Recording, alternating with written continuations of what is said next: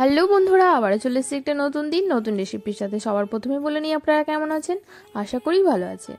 তো আজকে একটা ইলিশ মাছের রেসিপি শেয়ার করব। ইলিশ মাছ তো সবারই পছন্দের, যে কোনো মাছের মধ্যেই ইলিশ মাছই সেরা। বাঙালি বাড়িতে প্রায় ইলিশ মাছটা সবারই পছন্দের একটা মাছ হয়েই থাকে, আমার তো খুবই পছন্দের। আর সেই রেসিপিটাই আজকে আপনাদের সাথে শেয়ার করব। আর যদি হয় সেই ইলিশ মাছটা ভাপা, তাহলে তো কোনো কথাই হবে না, এই শুধু ভাপাটাতেই একতলা ভাত খাওয়া হয়ে যাবে। তো চলুন কিভাবে এই ভাপা রান্না ইলিশ মাছ ভাপাটা করি, প্রথম থেকে লাস্ট অব্দি ভিডিওটা স্কিপ না করে দেখতে থাকুন।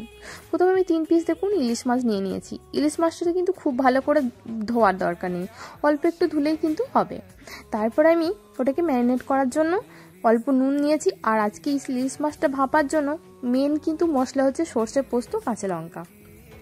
ওটাকে আমি আগে থেকে মিহি পেস্ট বানিয়ে রেখে দিয়েছি। তারপরে এই মাছটাকে ম্যারিনেট করার জন্য অল্প স্বাদ মতো নুন দিয়েছি, যতটা নুন আপনার প্রয়োজন হবে।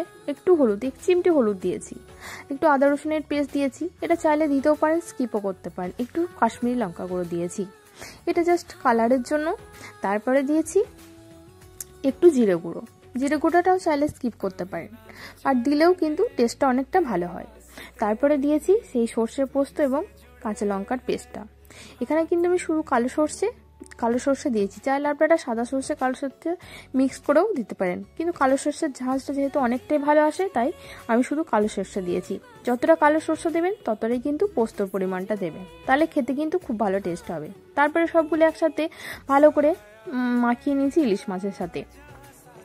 মশলাটা যতক্ষণ ইলিশ মাছের গায়ে না লেগে যাচ্ছে ততক্ষণ কিন্তু ম্যারিনেট করতে হবে। তারপরে আমি উপর থেকে সর্ষের তেল দিয়ে দিয়েছি, অবশ্যই কিন্তু সর্ষের তেল দেবেন। এই ইলিশ মাছ ভাপাতে সর্ষের তেলের ঝাঁঝটা কিন্তু খুব ভালো আসে। তারপরে দিয়েছি নারকেলের দুধ, নারকেলটাকে পেস্ট করে যেটা দুধ বেরোয় ওটা কিন্তু অ্যাড করে দিয়েছি। এটাই এই ইলিশ মাছ ভাপায় শুধু যদি জল বা এমনি গুঁড়ো দুধ দিতে চান তাও দিলে হবে, আর নারকেলের দুধ দিলে কিন্তু এই ইলিশ মাছ ভাপার টেস্টটা একদম দ্বিগুণ হয়ে যাবে।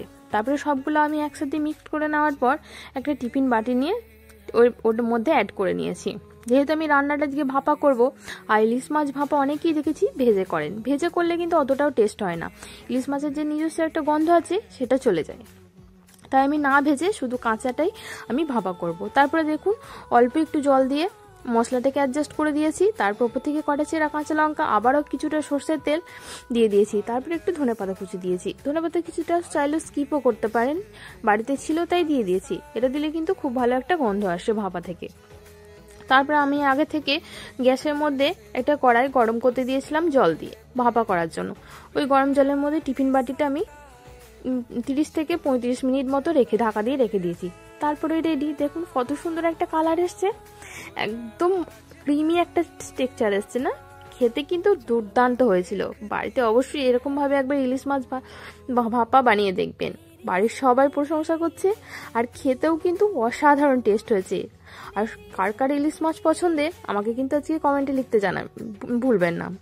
আর বাড়িতে অবশ্যই রেসিপিটা একবার ট্রাই করবেন এবং আমাকে কমেন্টে জানাবেন কেমন খেতে হয়েছিল।